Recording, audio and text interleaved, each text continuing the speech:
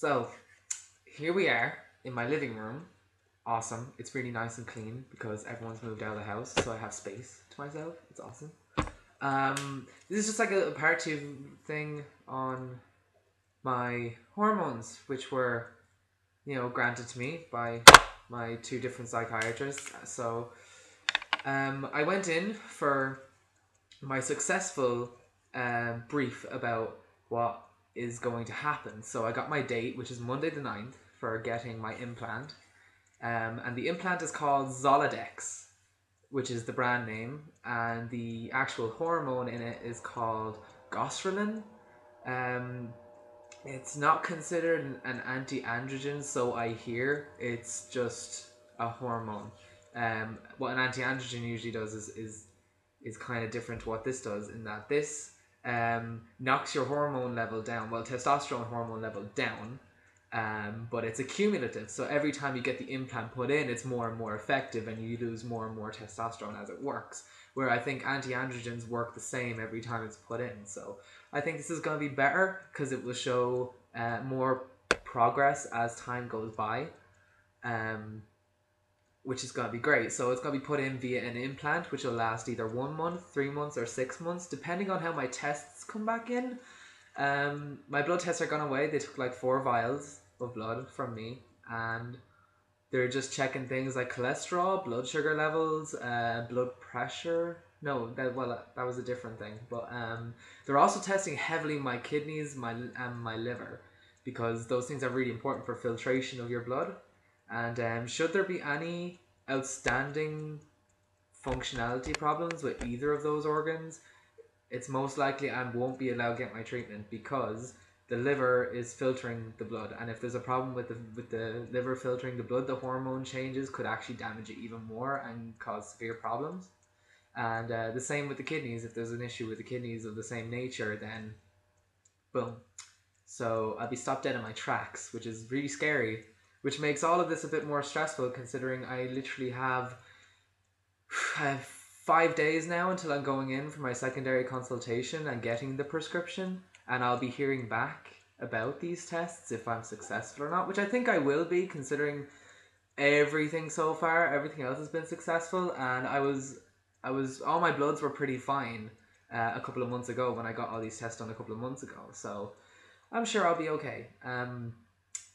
So depending on the liver and the kidneys, I think I'll be alright. I'll be getting my prescription for my Zoladex, and I'll be bringing it to my GP on Monday the 9th, a few days later, and getting him to implant it, which he's already agreed to, which is awesome. So I'm kind of all ready to go.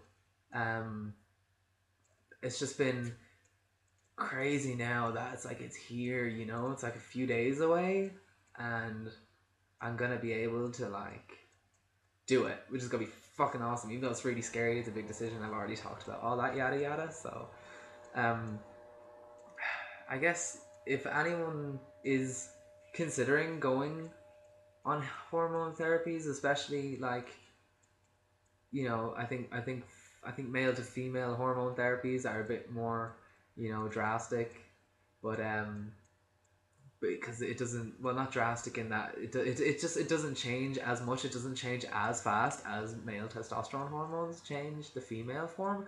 So if anyone is going for this kind of treatment, the only thing I can say is that it takes a really long time, a really, really long time, and the change is going to take a really long time too. I could be on this implant for a couple of months and not see any estrogen for me. So it's going to be a really long time of being chemically genderless. That's kind of the term I've put on it, because you don't have a hormone to let your brain have a definitive bodily sexual state, in that chemically you're in the dead center, because there's no sex hormone. So that's kind of crazy. Well, your own natural estrogen, which is very minuscule, might have a chance to flourish a little bit. I don't know, but that's the thing. It takes a really long time for you to move from the non-hormone state, which is the blank state of no sex hormones, to getting your acquired sex hormone. And so it's a really long time. It's a really long time. And I've seen people actually only be on their their their anti-androgen or their Zoladex for only 2 months and then get their hormones, or 3 even. But then I know some people who've been waiting 5 to 7 months, and it's because they're kind of doing what these things do is they wipe your slate clean. When you think about it, they kind of wipe your slate clean. In fairness, they don't undo the damage.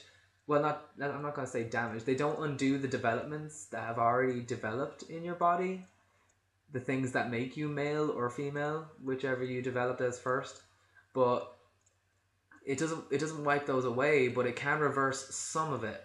Now, some of it, because when you think about it, the whole thing is a second puberty, and your first puberty, which is your development as a teenager, if it's not avoided, it happens, and it takes 7 to 10 years for puberty to actually finish up and have its job done. I hit puberty when I was 11, so I've been in my male puberty for the guts of 8 years, and I know girls who have started who started around the same time as me with puberty and are still developing body wise. So don't expect it to be a fast process. Don't expect to be on your anti-androgens for a few months and then hit your hormones and then your anti-androgens and then be on all that together for like 2 years and expect to have this full, beautiful female form, because I mean it doesn't take 2 years for cisgender girls to develop that way, so it shouldn't take you 2 years either, as well as the amount of work your body will need to get the acquired state you want. You're gonna have to get your surgeries and stuff as well, so it is gonna take a while. Don't expect your transition to take you 2.5 3 years. I know my transition is going to take me, including the year and a half I've already spent on it, up to 7 years. And I don't mind, because I'm really happy where I am right now. I'm really happy where I'm going. And it's all roads ahead from here. So I'm pretty happy with it. I mean, it's gonna be great. Oh, and I'm wearing makeup today. Yeah, I decided to wear makeup today because I'm not a lazy shit like I was in my last videos, where I was kind of like, oh, I don't care what people think of me. I'm just recording this for myself, and I am recording this for myself, but it's just I have like a thing later that I'm gonna do. So, but I'm looking okay today, semi okay. Big tails. So I just said I put out there that you guys can totally follow me on any of my other sites. You can follow me at lilyvenomsdiary.tumblr.com. You can check out my website, lilyvenom.webs.com. You can follow me on Twitter at lilyvenom. I mean, lilyvenom is basically in all of it, so it's pretty easy to remember. I'll put it all in the description below anyway. Oh, and you can check out my Lily Venom Facebook page, where you can check out all my photography work, my performance work, and some of my artwork, as well as where everything else is. You can check all that out there too. And so the link to that is www.facebook.com/a-drop-of-venom, all one word, all lowercase. So you can follow me on all of those. Just to check out how I'm doing, because I might not always put up a video every week or so you could check it out there when I'm writing something, or when I'm posting up a photo, or any of those kind of updates around my therapy or anything else I'm doing. You could totally check me out there. I'm really happy with the amount of views I've gotten so far, so I appreciate the people who watched them and wished me luck and shared them even. Thank you very much. Thank you so much. And follow me. Let's have a good time together.